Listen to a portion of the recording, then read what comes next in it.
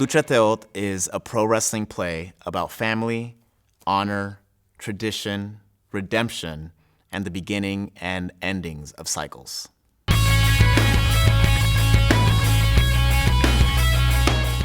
Lucha Libre literally translates into free fighting, and it is the Mexican style of professional wrestling. So this style is very specific because it's a little bit more athletic, a little bit more high-flying, and all the characters wear masks. And masks in Lucha Libre are extremely sacred, and it's a tradition that has gone back since the beginning of the art form, dare I say, since the beginning of our ancestors. The Aztecs themselves would wear masks in fights, and the mask would be a representation of animals, of gods, of deities, of whatever it may be, and they would put on those personas and perform and fight each other. And from that stemmed the idea of Lucha Libre, and that tradition lives on to this day. I fell in love with professional wrestling when I was 10 years old, and I was in the 3rd grade, and I was being severely bullied by my students, by my fellow classmates. One of the ways that I tried to fit in was to watch the WWF at the time. Since I was 10 years old, I live and breathe it. And that's one of the reasons why the show has been a dream come true, because I've been able to mix my 2 passions in my life, and that is the art of theater and professional wrestling. I was introduced to an art form that changed my life. This show is so important to me and to our people because Lucha Libre is such a big part of Mexican culture in general.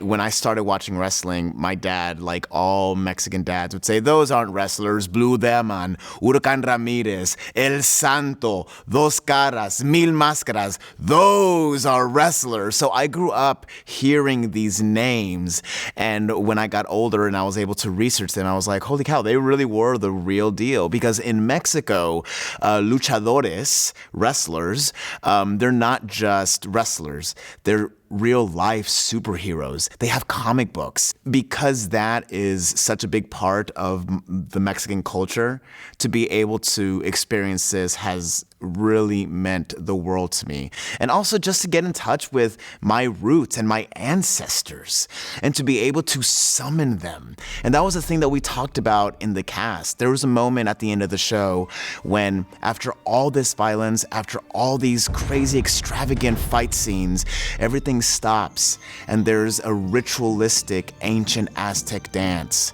And that was written for us, the Latino cast members, and for the characters in the play to honor our ancestors.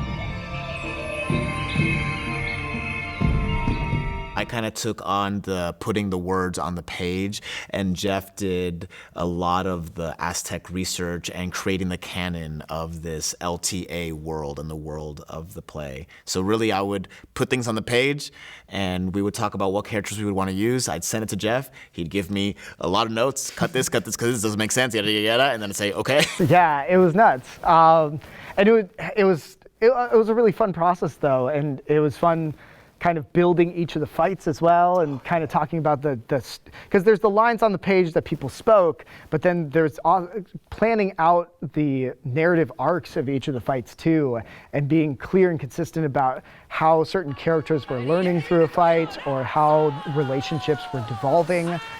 Was also such a huge, crucial part of all of this. We even got so in depth because we wanted this world to feel really real. We knew that people were walking into a fake league, but we wanted them to feel like that they were walking into a league with a sense of real history. And so creating this kind of LTA Bible that we made was this whole idea of like putting together first of all, doing research on all of these ancient Aztec gods, like Huitzilopochtli, Coyolxauhqui, the rabbits, putting together all these characters and then putting together their past, their previous relationships, how they work as a team. And all of that stuff turned out to be crucial when we then handed off to designers and folks who did the CGI and projections and everything else. They were able to have a book to read from, to have an understanding, to present a clear sense of history in this world. One thing that was really important to Jeff and I was that these characters were not the deities themselves. We want to be very respectful of Aztec culture and Aztec mythology, and not make anyone a good guy or necessarily a bad guy, because the only way to do pro wrestling is to have good guys and bad guys. It's the struggle of good and evil. That's in its DNA. And we just were not comfortable with making these deities good or bad. So we made the creative decision to have these be regular wrestlers that have chosen to be representatives of the deity. So that was first things first, that these are people that are summoning and honoring these deities. And then after that, Jeff and I looked at what makes this deity very specific.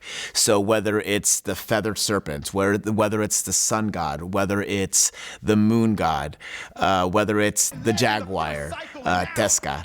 So once we have those personalities, then we could give those to the designers and say, okay, how can we make this look like a wrestling character, but have aspects of what makes those characters legendary. For example, Huitzilopochtli was the hummingbird prince. You know, he's the hummingbird, often represented as a hummingbird. So me and Nicole and Jeff would be in constant communication about, okay, what colors are always associated with this character? What imagery can we use to put on those masks and on the tights? And it was really cool to be able to look at, you know, old Aztec art and be able to pull from that. Oh, you see that little stripe that's attached to their face. That's consistent in every single painting that the Aztecs did of this character. Let's make sure that we include that in the mask. And then when it came to style, then we could look at, how do these wrestlers move? You know, so he's the hummingbird, so he's going to be swift. He's going to fly. I think he's one of the very few wrestlers that got on the third rope and flew. And that was strategic because he was, you know, he's known as the hummingbird warrior. Once we got to that point, it was really fun to get to look at the mythology and then just totally exploring how that is going to dictate everything else. At its base, we wanted to honor the mythology and we wanted to honor the art form of lucha libre.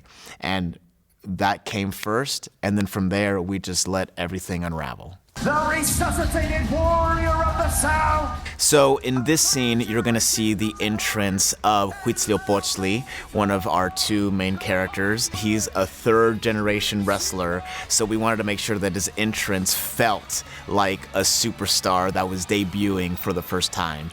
In the show, the first match is his debut match, so you can see him slapping hands and being overly eager to have his debut match, and he's got all the pizzazz and the cool music and the special effects, and unfortunately he comes up short because he was just a little too excited and wasn't focused on truly winning the match.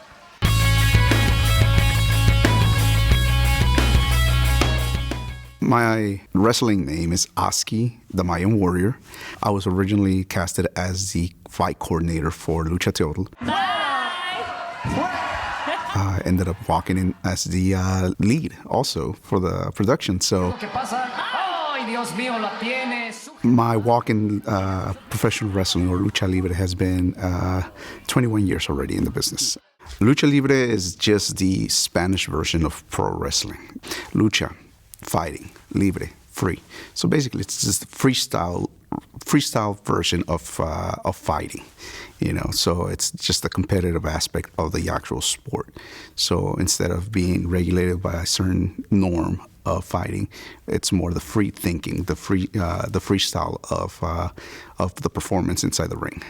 So that's what you would consider lucha libre. For my responsibilities, the first important one was to be able to teach the cast a little bit of the background history of Lucha Libre. Also, to be able to assess all the moves, all the sequences, to make sure that everyone kept themselves safe, protected. So I had to oversee the sequences the movements, make sure the safety of the cast also was being overseen while putting all the sequences together. So that was my responsibilities. Research comes with reading the script, understanding the mindset of the script, the mindset of the writer, and exactly what they had in mind to project to the audience. Based on the characters, that's how I did my research. Based on what type of character was this? Was this a good guy? And if this is a good guy, what are the specifications for this good guy to have? Was he a high flyer, an acrobatic? Was he more of a mat technician? Was he more of a brawler? So based on each character personality or characteristics is how I was able to draw the type of sequences that were going to be taught to everyone. Originally, we had an idea of how the sequences were going to be done based on the storyline. Obviously, with everything, there were shifts and tweaks to the sequences based on the cast's ability to perform certain moves. As we kept progressing through the training. The training was very intense. We had to go 2, maybe sometimes 3 hours every day to go through every sequence to make sure everything, was connecting. And again, because of the safety of the cast, we just needed to make sure everything was done correctly. So as we went from rehearsal to rehearsal, we kept adjusting the sequences to make sure that everyone was able to be, perform them correctly and felt comfortable doing them.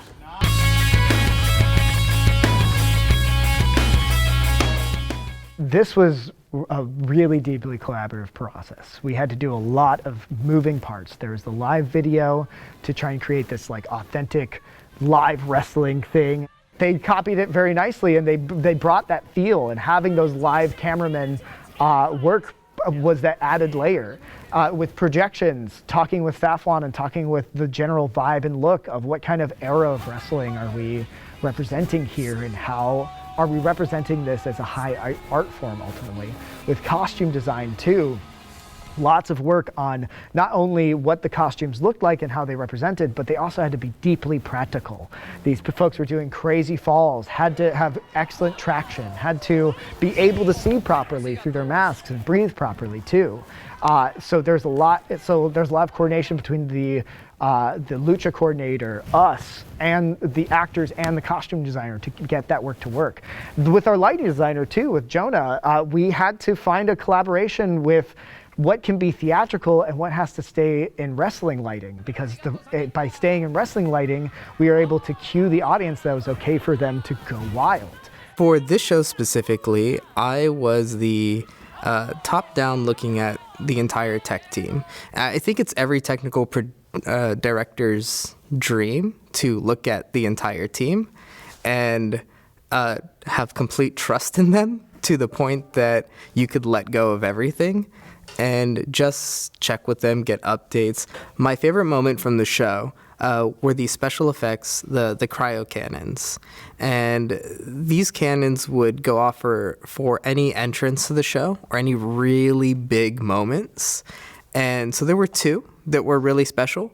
One, we had our moon god come out, and they crawled into the ring, and the god Tezcatlipoca wasn't paying attention, and he turns around and he swings his arm out and he hits him so hard, smoke goes pluming everywhere, and the crowd loses it. And it was just a brief moment, but it was my planting the seed of these big moments will come. And we get to the very end of the show, and here comes our final 2 wrestlers. And the space is dark. There was a big video promo on the screen. Everything goes black almost instantly. There's about 2 or 3 seconds, and all of a sudden the lights and the cryo and the performers are there, and we've painted the stage in green, white, and red, resembling the Mexican flag, and just explosion of cannons, and the crowd loses it. They go crazy, they're banging on the things, they're yelling, they're chanting. It was great. It was that opening night when that moment happened. I think I called Jeff on the ClearCom and said, hey man, if we get kicked out, I'd understand. It was just so epic. We weren't sure the hardware could do everything live, so we did pre-record some moments. And then, of course, Matt Lancaster did some great editing with some montages to add to this feeling we wanted to evoke when we played these pre-recorded elements. But also there's some parts that were perceived as live, but they were pre-recorded. And even though we were like, the hardware could probably take it, it was just smarter from a performance standpoint to protecting the performers, to keep it pre-recorded. And it was similar to a live wrestling show as well, just kind of being smart and being efficient, both with hardware technology as well as just performers' energy. I knew that I had 3 cameras while I'm watching the show, and I'm like, okay, what are the best ways I can capture this emote, this feeling that the actors are portraying to each other? What is the best angle to capture this slam, this dive being captured? So it's just a lot of pre-planning on my part and then collaborating with my camera operators because they were the ones that were down there. And I relied on them a lot. They knew a lot, and they're very smart people. And they're like, I think if I can get right here, it'll be better.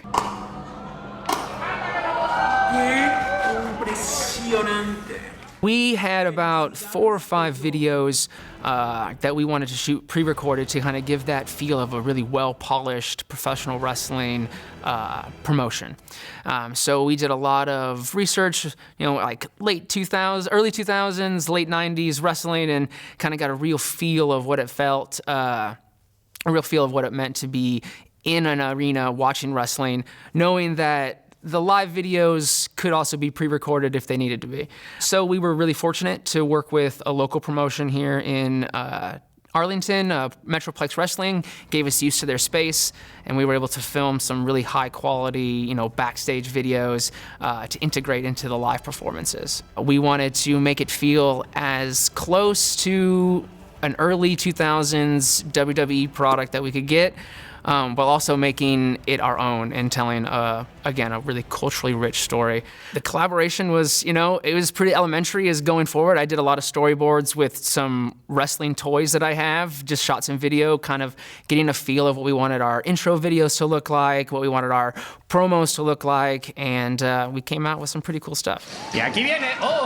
Being a cameraman is just like being an actor or a performer in the show. I had to know my spacing, had to make sure that I was aware of where the actors were going to be and where they were going to be taking their big spots and bumps. And I was lucky enough to be one of the cameramen who took a bump. So great, cliche in professional wrestling is that the cameramen always get in the way at just the wrong time. And I was lucky enough to take a bump from one of our wrestlers and really kind of integrate the cameraman as being part of the show, not just shooting the show. Understanding in wrestling that things are always larger than life, especially so in any circumstance where you're working with the scale and scope of something like mythology.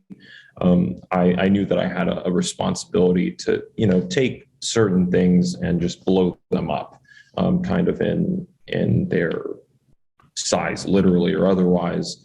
Definitely kind of in the emotional content. And so an example of that would be we had several wrestlers, or all of our wrestlers, to be clear, based off of and sort of embodying or representing different Aztec gods. And so these characters or figures in Aztec mythology are all definitely very particularly bound to aspects of the natural world.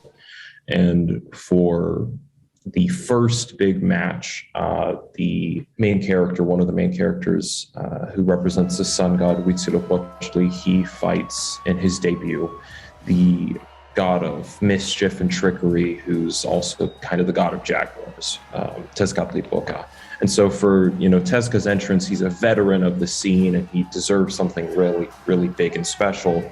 I knew that I wanted to include a jaguar, right? So it was a question of deciding how to include some of those themes and some aspects of the mythology, and then how to step it up and make it more spectacular and elaborate. And so for the case of the Tezca entrance, it was, taking a jaguar image, photoshopping it to have glowing eyes so it would pop when it was projected, covering it in smoke and mirrors, because I think the character Tezcatlipoca was embodying a god who's actually, I think, literally the god of like smoke and mirrors. So not unlike Loki, for example, to use a more topical mythological example. So, it's taking all of these images and kind of emotionally evocative things and layering them on top of each other, which is very easy with the tool that I chose for this, which is called Mad Mapper.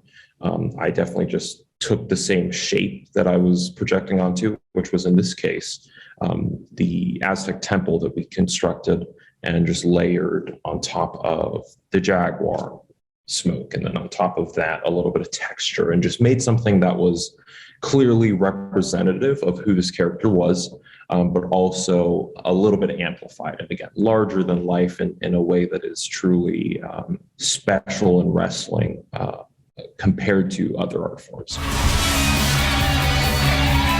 The whole idea of all these characters and these wrestlers being referenced to various Aztec gods. So that's immediately where my research started. So in the process, there's multiple phases in the design process. So my first round of renderings and everything that then presented after we spent, a while talking, after getting research, which most of my research was based off of like Aztec statues and architecture. So there was a lot of that. So my first round, I really leaned heavily into the Aztec God aspect. And then that's when we really had more sit-down time to discuss more the idea of, instead of these wrestlers being Aztec gods, them being wrestlers provoking and asking, the Aztec gods. That's when I went through and changed the design so it had more reference to a more standard luchador wrestling look with pieces and elements of Aztec. So we had to create a hierarchy of these characters. So Tesca he's the wrestler who has, the longest history with the company. He's going to be the most old school. So we really, really leaned into him having the most Aztec influences. The idea was that he's been around, for ever. He's been around for forever. He's going to have way more old school values. So he is very much more of a representation of the god. In the rendering, we have lots of gold. He's the god of like smoke and mirrors, so we actually, then it was important to like, how do we bring this reflective quality to the stage? And how can you bring a reflective quality to the stage without it being physical mirrors, things that aren't safe to have on stage, things that wouldn't be good especially for wrestling. So then it's really then boiling down to what types of fabric, what types of things are you bringing into it to give that quality. So start out with kind of a rendering idea. So the original rendering has, it's very, kind of like gray, smoky. You have golds, you have red, which is very symbolic of, like a lot of the blood of the characters.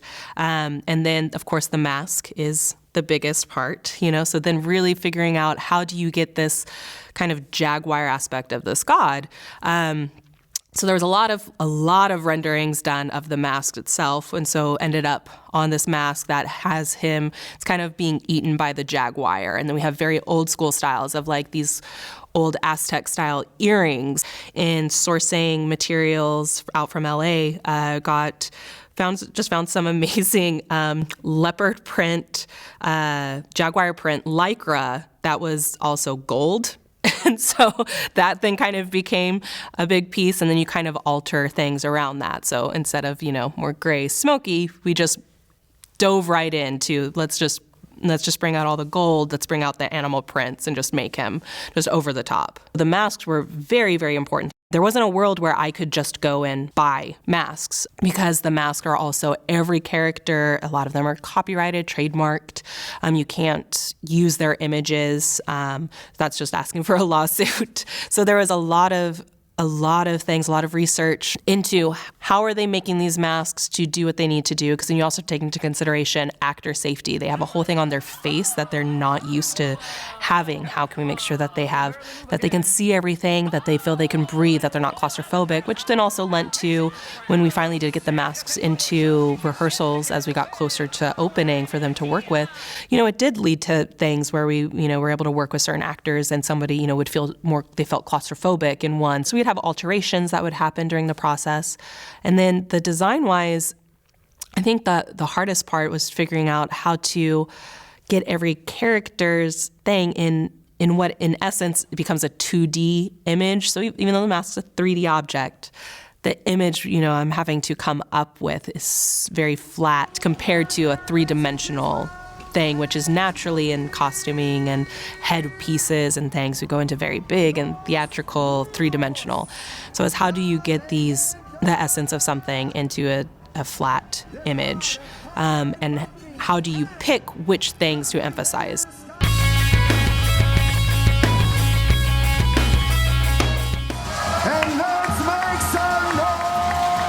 The audience in Lucha Libre and pro wrestling is vital.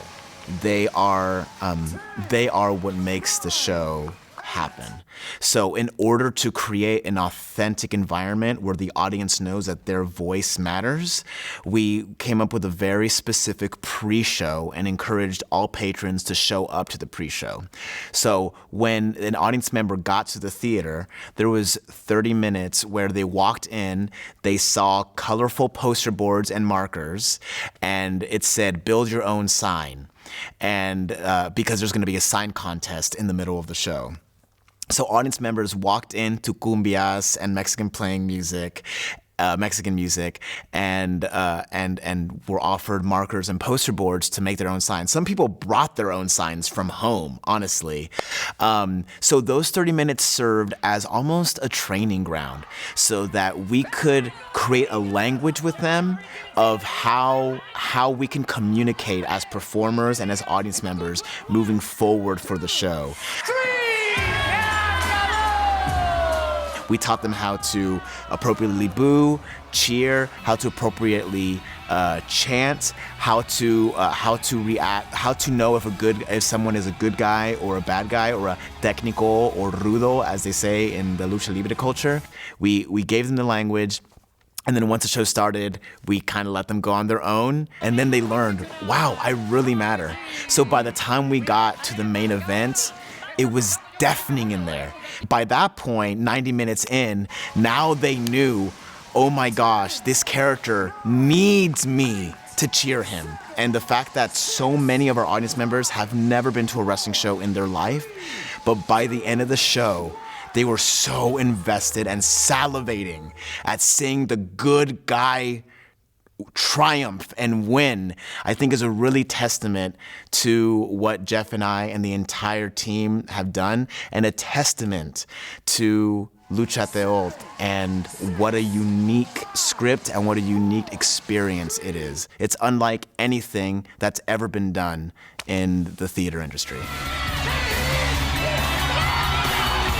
When you get to the climactic main event match and the ending of the show, you think that it's just going to be like everything else, but instead it takes a turn. And the show all of a sudden becomes very, very fantastical and very magical, with the two lead characters, Coyoshauki and Huitzilopochtli, whose families have been fighting for decades, for generations. All of a sudden, the lights shift and we enter this magical, ancient realm where the ancestors speak to them and say, listen, we have gone through this cycle of violence for so long, the Moon family and the Sun family, and it's time to stop and it's time to find peace. And to see masked wrestlers and the characters that we've been watching fight and fly and punch and kick now in a very meaningful way, doing a ritualistic dance to a soft drum and flutes was really, really special. And the show ends with them putting their differences aside, removing their masks, and then passing it down to a child who is the symbol of the next generation. The process is always huge, and getting to these big, crazy moments takes a lot of time, it takes a lot of effort, and it takes a lot of follow-through to get there. But the key is to just keep doggedly pursuing it, no matter what.